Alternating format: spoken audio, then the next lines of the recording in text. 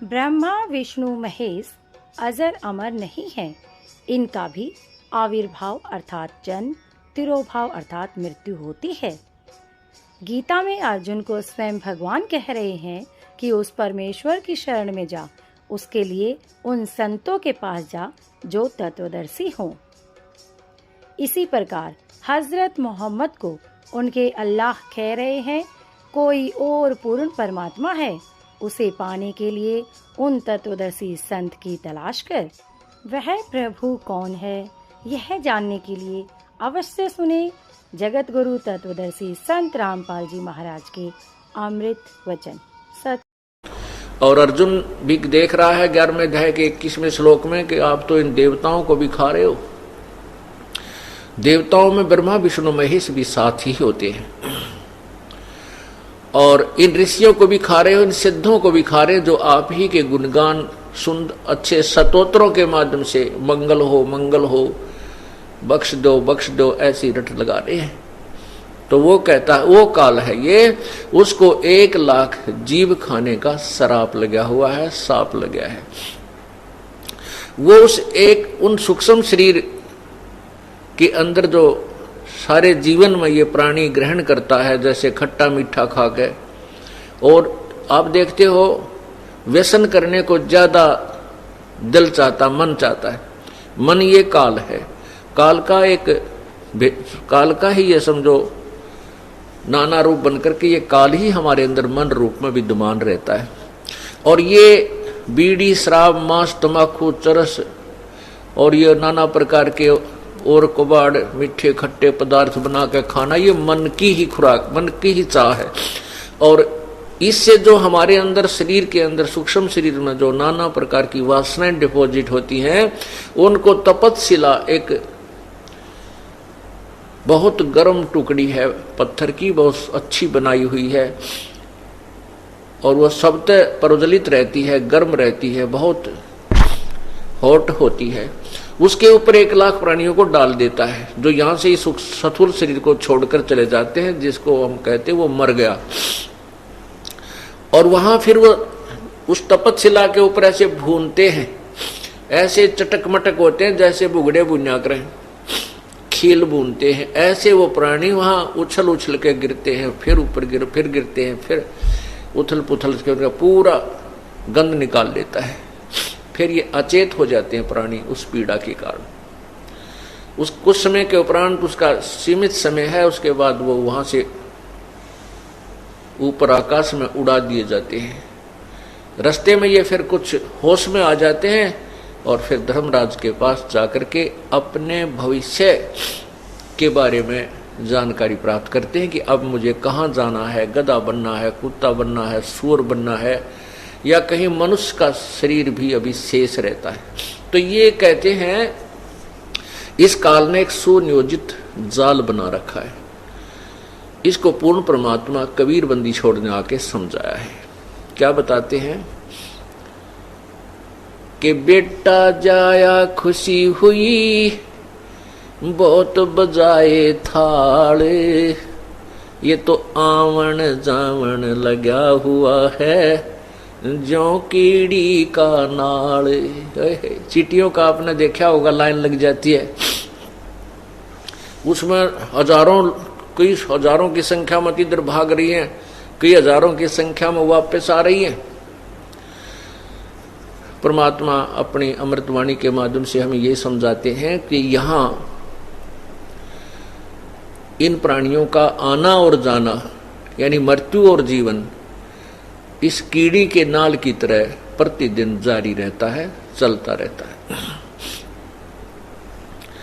अब यहां हम खुशी मनाते हैं कि पुत्र हो गया, पुत्र के होने पर थाली बजाई जाती है, और पुत्री हो जाती है तो नाक चढ़ाई जाती है। ये हमारा एक ऐसा रूढ़िवादिता बना दी नकली गुरुओं ने। कहते हैं पुत्र के बिना मोक्ष नहीं होता, पुत्र के बगैर मुक्ति नहीं होती। क्यों? कहते फिर वो श्राद्ध निकाल लगा ना बेटा, फिर श्राद्धों से मुक्ति बताते हैं। ये अंतिम संस्कार करेगा बेटा, बुढ़ा करेगा। तो इस तरह की नकली सांग में, नकली एक व्यर्थ की साधनाओं और रीति रिवाजों में इस मानव को भ्रमित कर दिया इन नकली गुरुओं ने। जबकि लड़के और लड़की में कोई अंतर नहीं होना चाहिए। और जब हमें ये ज्ञान हो जाएगा अध्यात्म ज्ञान के होने के पश्चात, तो हम फिर कुछ और ही विचार करते हैं। अब क्या बता रहे हैं कि पुत्र उत्पन्न हुआ तो खुशी मनाई, और राजा लोग तो बैंड बाजे बजा करके अपनी खुशी प्रकट करते हैं, और गरीब आदमी जनता, साधारण जनता बेटा उन पे एक थाली लेके और उसको डंडों के साथ टनाटन करती है, खुशी मनाती है बड़ी जोर की। तो परमात्मा ये बताना चाहते हैं यहाँ क्या की खुशी मना रहे हो। आज पुत्र हुआ, 5 वर्ष का होकर एक्सीडेंट में मृत्यु को प्राप्त हुआ। ओए होए होए। बेटा उत्पन्न हुआ, पिताजी की मृत्यु होगी, किसी की बेटी मर गई, किसी की पत्नी की मृत्यु हो गई, हाहाकार मचा हुआ है। तो यहां परमात्मा हमें याद दिलाना चाहते हैं ये क्या कि किस उद्देश्य से, किस आधार से तुम खुशी मना रहे हो। इसलिए मना रहे हो क्योंकि तो आपको इसके एंड का ज्ञान नहीं, इससे सारे जो घटनाक्रम के अंत का तुझे ज्ञान नहीं। मौत बिसारी बावड़े अचरज किया कोने, तन माटी में मिलेगा जो अट्टे में नूने।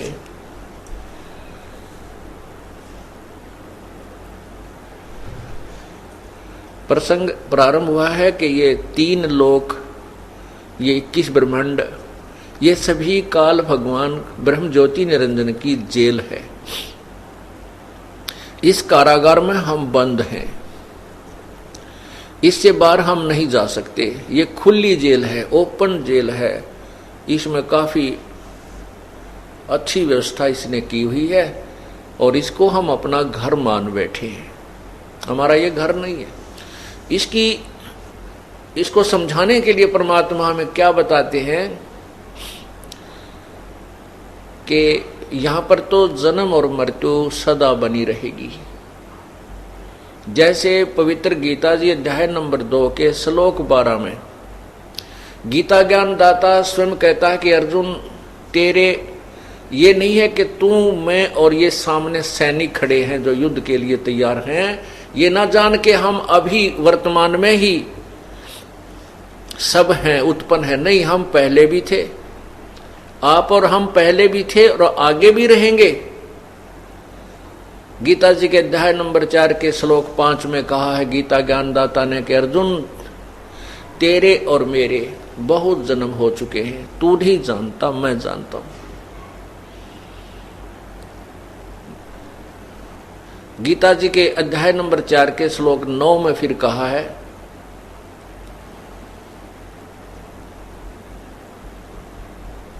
गीता अध्याय नंबर 5-4 के श्लोक 9 में कहा है कि अर्जुन, मेरे जन्म और कर्म अलौकिक है। मेरा जन्म मृत्यु तो होता है लेकिन तुम्हारी तरह नहीं होता। 10वें अध्याय के दूसरे श्लोक में कहा है कि मेरे जन्म को, मेरी उत्पत्ति को ये देवता लोग और ऋषि लोग नहीं जानते क्योंकि ये मेरे से उत्पन्न हुए हैं। इससे सिद्ध है कि गीता ज्ञान दाता भी जन्मता और मृत्यु को प्राप्त होता है, मरता है। ये अविनाशी नहीं है, इसका भी आना और जाना, आविर्भाव और तिरोभाव अर्थात जन्म मृत्यु बनी रहती है। यहाँ का अंतिम जो स्थान है वो ब्रह्मलोक है, जहाँ पर ब्रह्म की साधना करने वाले साधक जाते हैं, ऋषि जन जाते हैं।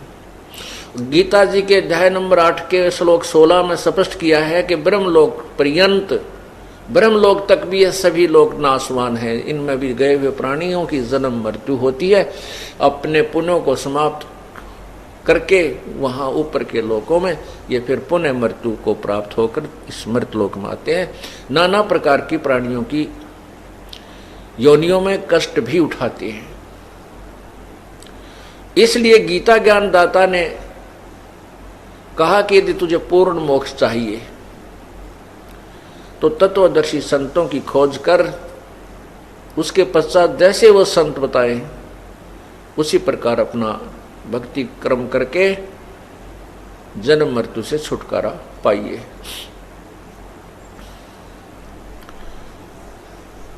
क्या बताते हैं?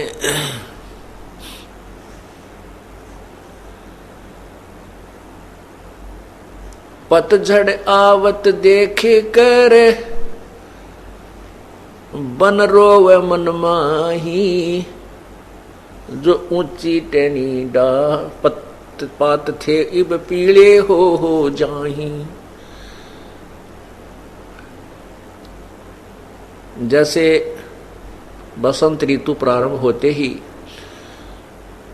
पिछले वर्ष के जो पत्ते लगे हुए थे वो पीले होकर के टूट टूट कर गिर रहे होते हैं, और उनके साथ ही तुरंत बहुत अच्छी कोपल फूट रही होती हैं। कुछ दिनों में वो पत्तों का रूप धारण कर लेती हैं, और एक वर्ष वो भी फिर अपनी मस्ती में हवा के झोंके आते हैं, जब फटफट फटफट करके मस्ती मार करके, और फिर वो नेक्स्ट बसंत में वो फिर टूट टूट कर गिरने लग जाते हैं, और तुरंत ही नए पत्ते फिर आ जाते हैं। परमात्मा कबीर बंदी छोड़ जी हमें इस काल के लोक की स्थिति समझा रहे हैं। कहते हैं जब पत्ता टूट के वृक्ष से भिन्न होता है, वो क्या कह रहा हो, मानो वो ये कह रहा है कि सुन भाई तरवर अर्थात है पेड़, अब सुन ले मेरी दुख भरी कहानी। अब के बिछड़े हुए फिर हम तेरे से नहीं मिल पाएंगे, ना जाने कहां गंदे नाले में गिरेंगे या पशुओं के पैरों के नीचे कुचले जाकर हम नष्ट हो जाएंगे। आपका और हमारा संबंध समाप्त हुआ। मानो एक प्राणी, एक मानव अपने परिवार को त्याग कर जब मृत्यु को प्राप्त होकर जा रहा होता है, वो ये कह रहा होता है कि अब हम इस परिवार से इसी शरीर में पुनः नहीं मिल सकते। ना जाने कौन सी योनि में, ना जाने कौन से प्राणी के शरीर में प्रवेश करना होगा। तो परमात्मा मानो समझा रहे हैं, तरवर के माध्यम से, पेड़ के माध्यम से हमें समझाना चाहते हैं। पात जड़नता यूं कहे सुन भई तरवर राय, अब के बिछड़े नहीं मिले ना जाने कहां गिरांगे जाए। तरवर कहता पात से सुनो पात एक बात, यहाँ की यह रीति है एक आवे एक जाति। इस काल के लोग की तो यही रिवाज है, ये रीति रिवाज है, ये हार्ड एंड फास्ट रूल है कि जन्म और मृत्यु होगी ही होगी। एक आ रहा है तो एक जा रहा है, यहाँ का एक नियम है। ये परमात्मा इस वृक्ष के माध्यम से हमें ये यथार्थ ज्ञान, तत्व ज्ञान बता रहे हैं। तो यहां पर ब्रह्मा विष्णु महेश जी की भी मृत्यु होती है। ये स्वयं स्वीकार करते हैं। श्रीमद् देवी भागवत 3रा स्कंद, जिसमें विष्णु जी कहते हैं कि हे माता तुम शुद्ध स्वरूपा हो, यह संसार आप ही से उद्भासित हो रहा है। मैं ब्रह्मा और शिव हम नाशवान हैं, हम नित्य नहीं हैं, हम सदा रहने वाले नहीं हैं। हमारा तो आविर्भाव अर्थात जन्म, तिरोभाव, मीन मृत्यु होती रहती है। इसे सिद्ध हुआ कि ब्रह्मा विष्णु महेश भी अविनाशी नहीं है, इनका भी आना और जाना कीड़ी के नाल की तरह बना हुआ है। पुण्यात्माओं देखिएगा कि एक ब्रह्मा जी की आयु कितनी है। ब्रह्मा जी का एक दिन कितना है? 1008 चतुर्युग का, इतनी ही रात्रि। इसको लमसम हम 1000 चतुर्युग लेकर चलते हैं। 1000 चतुर्युग का ब्रह्मा जी का दिन, इतनी ही रात्रि। इस प्रकार 2000 चतुर्युग का दिन और रात हुआ। 30 दिन रात का महीना हो गया और 12 महीनों का एक वर्ष हुआ। ब्रह्मा जी की 100 वर्ष की आयु है। ओहो तरह की बताओ, 1008 चतुर्युग। एक चतुर्युग में सतयुग, त्रेता, द्वापर और कलयुग, इनकी 43,20,000 वर्ष इनका समय है, पीरियड है, एज है एक चतुर्युग की।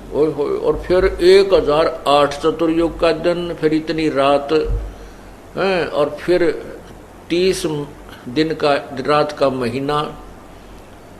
अब गिनती है भूल जाए इंसान, इतने वर्ष हो जाएंगे। अब फिर क्या बताते हैं कि फिर देखो विष्णु जी की मृत्यु आयु कितनी है? 7 ब्रह्मा की आयु समाप्त हो जाएगी, मृत्यु को प्राप्त हो जाएंगे, यानी उनसे 7 गुना।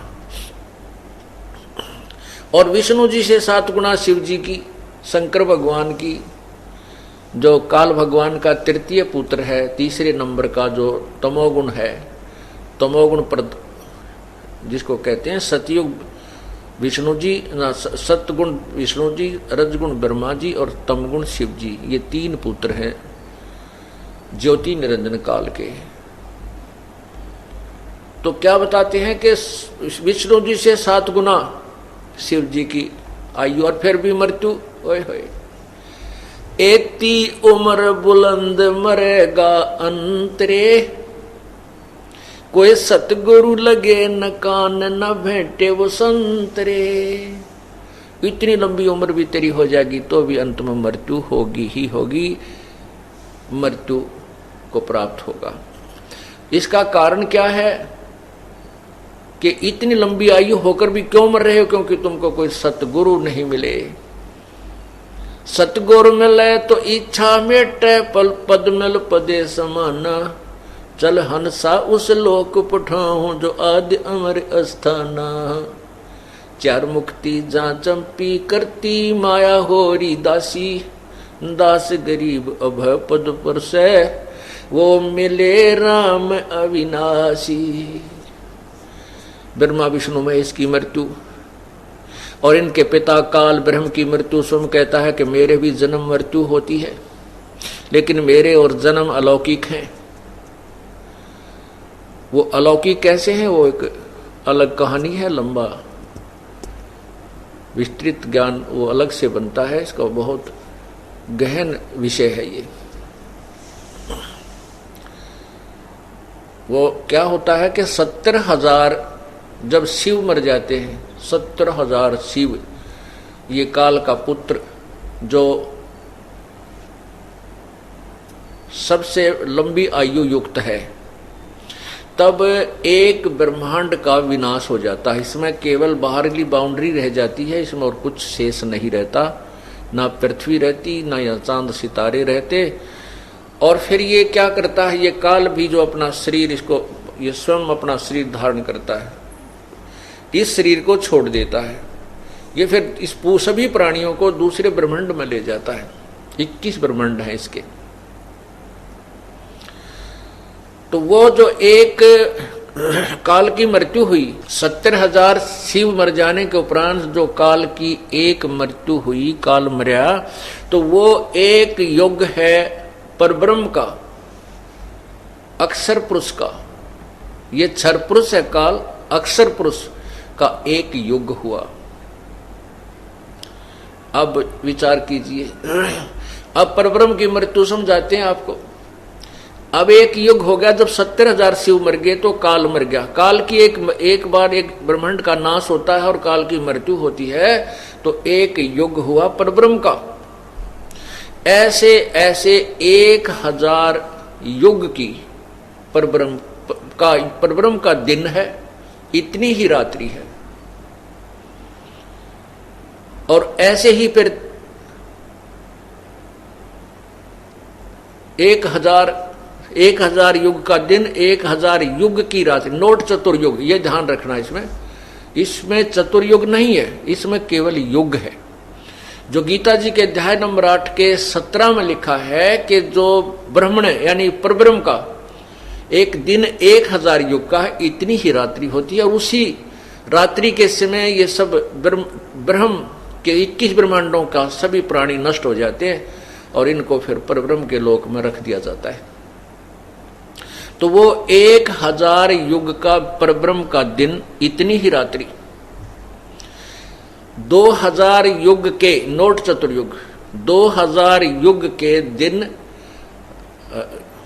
एक दिन रात हुआ और 30 दिन रात का एक महीना, और ऐसे 12 महीने का एक वर्ष, और 100 वर्ष की परब्रह्म की आयु अक्षर पुरुष की हुई।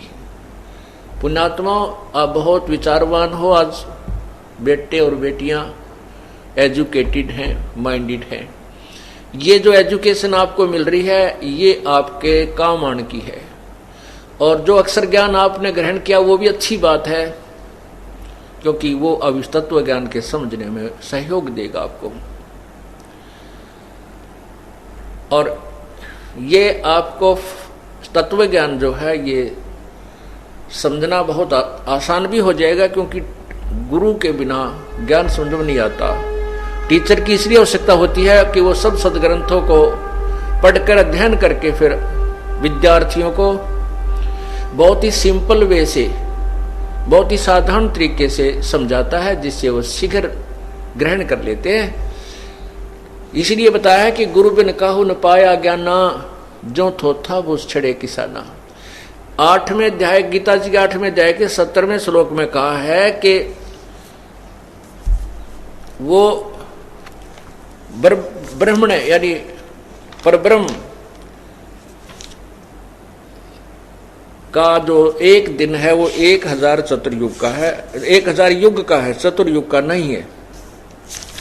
इन अनुवादकर्ताओं ने इसमें गड़बड़ी की है थोड़ी सी। ये देखिएगा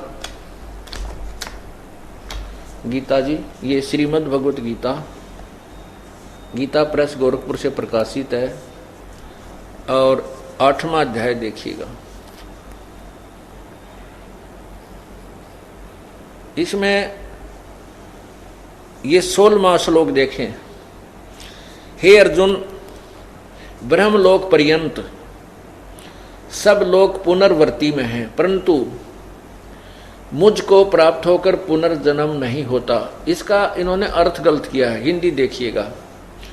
अब्रह्म भुवनाथ लोका पुनर्वर्ती न है अर्जुन, माम उपेतु कौनते पुनर्जन्म न विद्यते। इसका अर्थ यह है कि जो इस बात को नहीं जानते कि ब्रह्मलोक तक सभी नष्ट होते हैं, न विद्यते, विद्य विद धातु से बनता है, विद्य माने विद्या, ज्ञान। जिनको ये पता नहीं है वो मुझे प्राप्त होकर भी मृत्यु को प्राप्त होते हैं। फिर भी हम इसको देख ले, ब्रह्मलोक तक जितने भी हैं ये मृत्यु को प्राप्त होते हैं। फिर 17वें में क्या कहा है? सहस्र युग पर्यंतम अह यत ब्रह्मणे विदु। ब्रह्मणे माने बड़े भगवान का, यानी एक एक अक्षर का समय अनुसार उसके अर्थ बदल जाते हैं। तो इसमें लिखा है कि सहस्र युग पर्यंतम, नोट चतुर्युग नहीं लिखा इसमें, ओनली सहस्र युग, 1000 युग, चतुर्युग नहीं है। और इतनी रात्रिम युग सहस्र अंताम ते अहोर रात्रि विद जना। इसका क्या अर्थ है? इन्होंने क्या किया है, ब्राह्मण का अर्थ, ब्रह्मणे का अर्थ ब्रह्मा कर दिया। नहीं, ये लिखना परब्रह्म का जो एक दिन है उसको 1000 युग, नोट चतुर्युग, सहस्र युग पर्यंतम, केवल 1000 युग लिखा है संस्कृत में। और रात्रि भी 1000 युग अवधि वाला, और रात्रि को भी 1000 युग, नोट चतुर्युग अवधि वाला। जो पुरुष तत्व से जानता है वे योगी जन काल के तत्व को जानते हैं। जो इस ज्ञान को बता देगा कि उस परब्रह्म के कैसे 1000 युग की रात्रि है वो कैसे होती है, तो वो काल के को तत्व से जानता है, अर्थात वो तत्वदर्शी संत है। ये एक प्रमाण और मिल गया।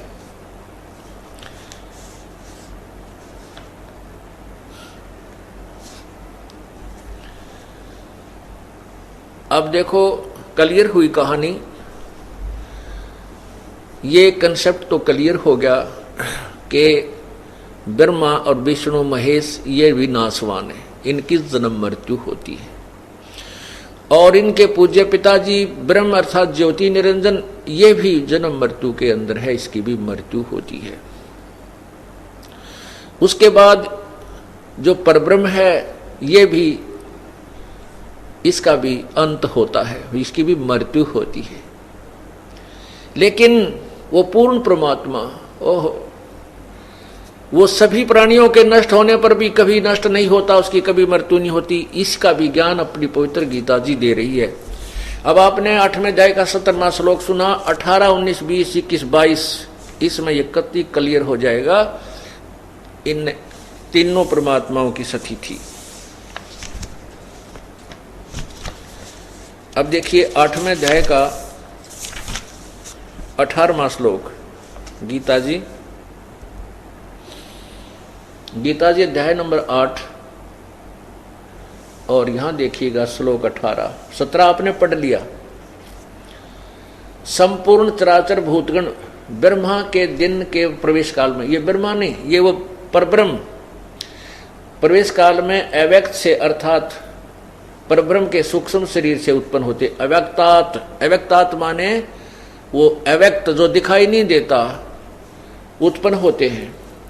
और ये ब्रह्मा नहीं, ये परब्रह्म अक्षर पुरुष की रात्रि के प्रवेश काल में उस अव्यक्त नामक परब्रह्म के सूक्ष्म शरीर में ही लीन हो जाते हैं। आगे देखिए अब क्या बताया है, वे और वही यह भूत समुदाय यानी प्राणी उत्पन्न होकर प्रकृति के वश हुआ, रात्रि के प्रवेश काल में लीन होता है, दिन के प्रवेश काल में उत्पन्न होता है। अर्थात ऐसे जन्म मृत्यु का क्रम चलता है। अब 20 में देखो क्लियर कर दिया, परंतु उस अव्यक्त यानी परब्रह्म से भी उस अव्यक्त से भी अति परे जो दूसरा विलक्षण जो सनातन अव्यक्त भाव है वह परम दिव्य पुरुष, ओह, सब भूतों के नष्ट होने पर भी नष्ट नहीं होता। वो तीसरा जो पूर्ण परमात्मा है उसके विषय में बताया है।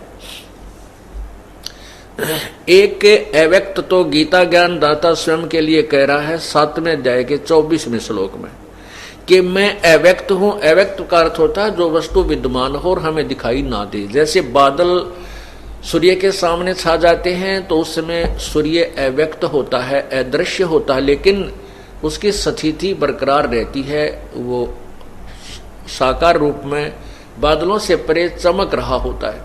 ऐसे ही ये ब्रह्म भी अव्यक्त है, ये किसी के सामने नहीं आता, वो ज्यों के त्यों स्वरूप में ब्रह्मलोक के ऊपरले हिस्से में एक ब्रह्मांड में ये गुप्त रहता है, ये भी अव्यक्त कहलाता है। उसके बाद दूसरा अव्यक्त ये आपने सुना कि ब्रह्म ये अक्षर पुरुष है यानी परब्रह्म है, जिसके अंदर ये सभी प्राणी जो ब्रह्म के क्षेत्र में हैं ये सभी उसमें लीन हो जाते हैं। 1000 युग के बाद इनके परब्रह्म के और ब्रह्म के दोनों ही के प्राणियों का अंत हो जाता है। और ऐसे उस अव्यक्त यानी परब्रह्म के दिन के एक समय तो ये सभी साजबाज सृष्टि बनी रहती है, जब उसकी रात होती है सब नष्ट होकर के उसमें इकट्ठे करके रख दिए जाते हैं। अब 18 के 20वें श्लोक में स्पष्ट किया है कि उस अव्यक्त से भी परे जो अव्यक्त जो सनातन अव्यक्त भाव है अर्थात वो परम दिव्य पुरुष तो सभी प्राणियों के नष्ट होने पर भी कभी नष्ट नहीं होता। अब पुण्यात्माओं हमने यही समझना है। इसको समझने के बाद फिर हम जिस मार्ग पर चलेंगे फिर विचलित नहीं होंगे और तब हम भक्त बनेंगे। जैसे गीता जी में कहा कि अर्जुन जब तेरा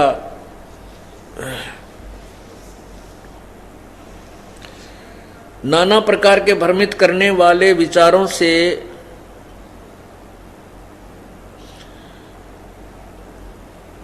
आप भ्रमित ना होकर के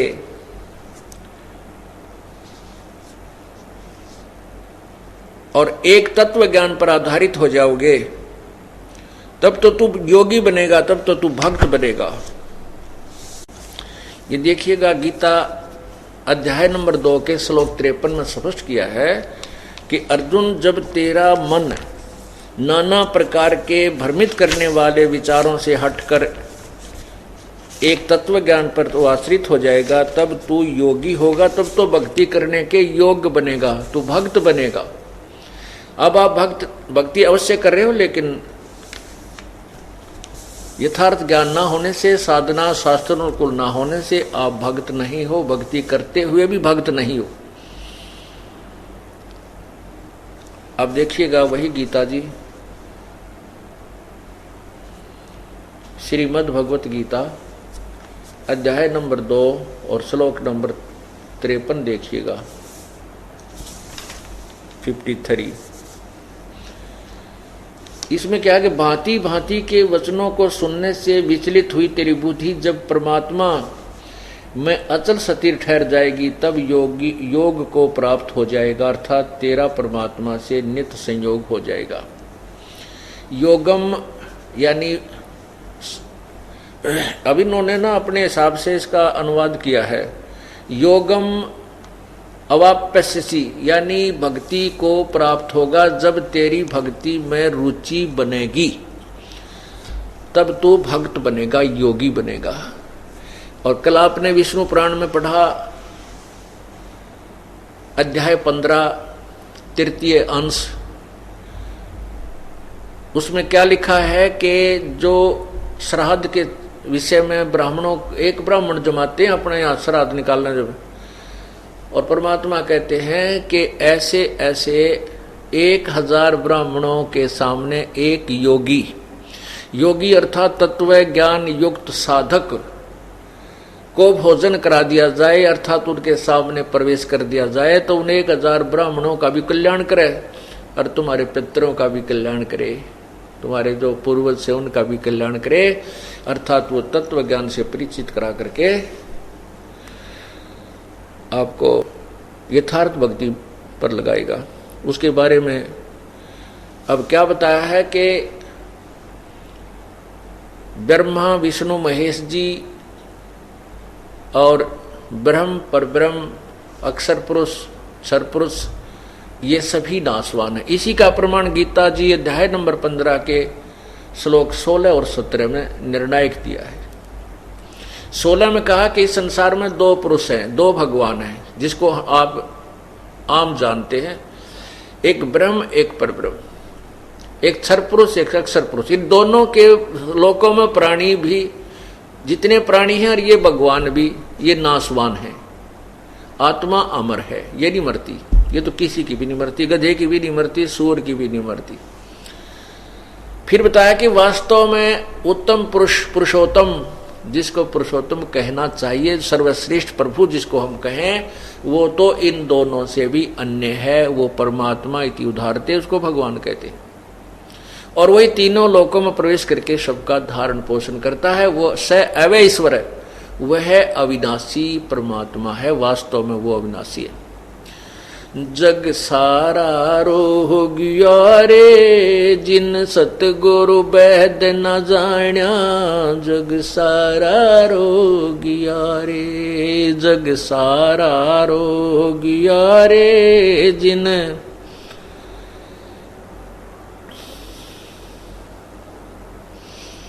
भाई जन्म मरण का रोग लगा है, तृष्णा बडरी खांसी रे, जन्म मरण का रोग लगा है, तृष्णा बडरी खांसी।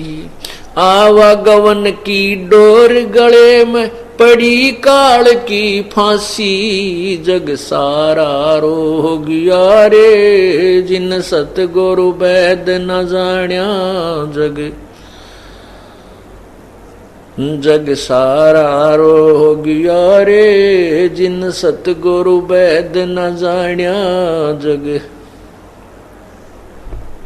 भाई देखा देखी गुरु शिष बन गे, किया न तत्व विचारा। रे देखा देखी गुरु शिष बन गे, किया न तत्व विचारा। गुरु शिष दोनों के सिर पे युकाल ठोके पंजारा। जग सारा रोग यारे, जिन सतगुरु वैद न जान्या जग। जग सारा रोग यारे, जिन सतगुरु वैद न जान्या। भाई अंधे की बाँ,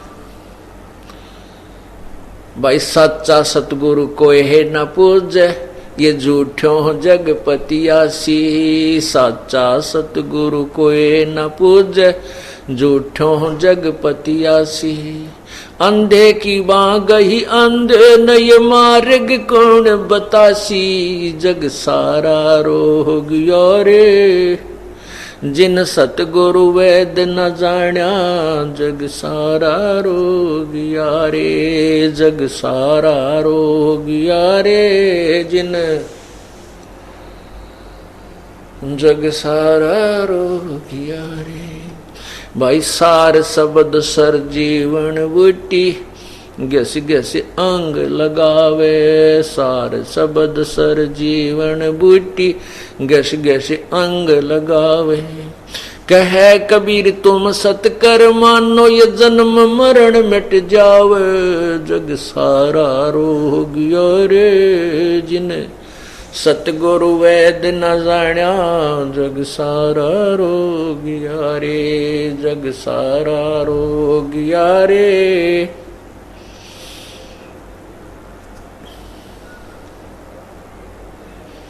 भाई सार शब्द सर जीवन बूटी, गस गस अंग लगावे। सार शब्द सर जीवन बूटी, गस गस अंग लगावे। कहे कबीर तुम सत कर मानो, ये जन्म मरण मिट जावे। जग सारा रोग यारे, जिन सतगुरु वैद न जान्या जग सारा रोग यारे। जग सारा रोग यारे, जिन सतगुरु वैद न जान्या जग सारा रोग यारे। अब इसमें निर्णायक ज्ञान दिया प्रभु ने कि जन्म मृत्यु का रोग लगा और ये तृष्णा बढ़ रही खांसी, आने जाने की जन्म और मृत्यु का है, आवन जावन की डोर गले में पड़ी काल की फांसी। काल ने हमारे फांसी डाल रखी है, हम इस कैद में फिट कर रखे हैं, बंद कर रखे हैं, और ये कर्मों के बंधन में हमें बांध रखा है, कर्मों की बेड़ी लगा रखी है। और इस कर्म के आधार से हमारा एक सृष्टि कर्म चक्र ने निर्धारित कर दिया है, अपना एक संविधान बना रखा है। परमात्मा के विधान अनुसार ये प्राणी जन्मता और मृत्यु को प्राप्त होता रहता है। जैसे ऑटोमेटिक सिस्टम इसने बना रखा है। प्रत्येक प्राणी के अंतःकरण के अंदर ये सभी आपके पुण्य और पाप कोड वर्डों में डिपॉजिट होते हैं, और इनकी एक फाइल प्रभु के दरबार में प्रत्येक प्राणी की होती है। परमात्मा के कंप्यूटर में भी सबके संस्कार डिपॉजिट होते हैं, और वहां से फिर प्रभु के ऑटोमेटिक सिस्टम तक वो बीच में अपने सिर में दर्द नहीं करता। भगवान जैसे कर्म करेगा वैसे ही फल उसने निर्धारित किए हैं, उसके आधार पर ऑटोमेटिक ही अपने नष्ट शरीरों में जाता है। धर्मराज के दरबार में भी जाता है, नरक में भी जाता है, अन्य प्राणियों के शरीरों में भी जाएगा ही जाएगा। जब तक, कब तक? जब तक इन कर्मों को डिस्टर्ब करने वाला, इन कर्मों को चेंज करने वाला, परिवर्तित करने वाला पूर्ण परमात्मा का नुमाइंदा संत नहीं मिलेगा। मासा घटे न तिल बध है, विद न लिखे जो लेख। सच्चा सतगुरु मेट कर, ऊपर मारे मेखो। अब तो इस प्रकार ये अपने कर्म और संस्कार को प्राणी भोगता रहता है। जब परमात्मा